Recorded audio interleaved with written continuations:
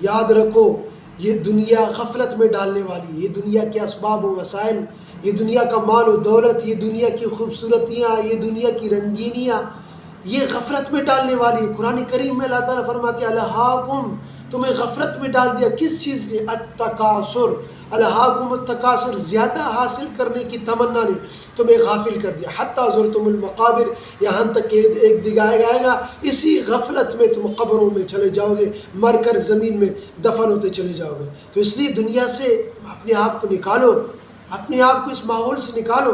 اللہ تعالیٰ یہ رمضان کا مہینہ دیتا ہے، اس کا مقصد کیا ہے؟ کہ ایک مہینہ اس دنیا سے، اس دنیا کے جھنجھٹوں سے، اس دنیا کے اسباب و وسائل سے، اس دنیا کی خوبصورتیوں سے، اس دنیا کی رنگینیوں سے، اس دنیا کے حسین نظاروں سے اپنے آپ کو نکالو۔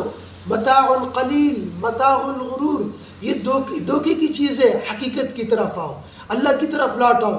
ایک مہینہ اللہ کو دے دو، صرف اور صرف اللہ کو دے دو، اللہ سے اپنا تعلق مضبوط کر لو، دعائیں مانگو، اللہ سے فیصلے کراؤ۔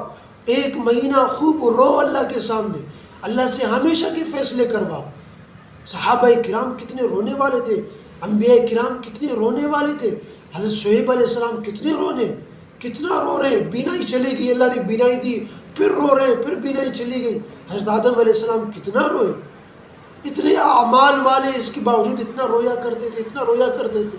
اللہ سے خوب مانگے، خوب روئیں، اپنا تعلق اللہ سے مضبوط کریں، نکالیں۔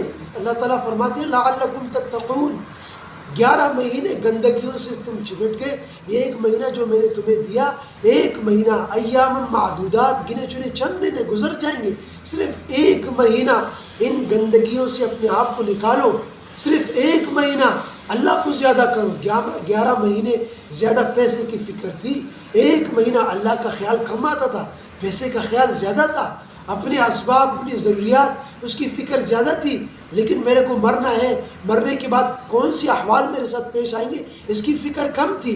تو ایک مہینہ اللہ کی یاد زیادہ ہو، ایک مہینہ یہ فکر زیادہ ہو کہ مجھے مرنا ہے، مرنے کے بعد جو احوال پیش آئیں گے میں کیا کروں گا۔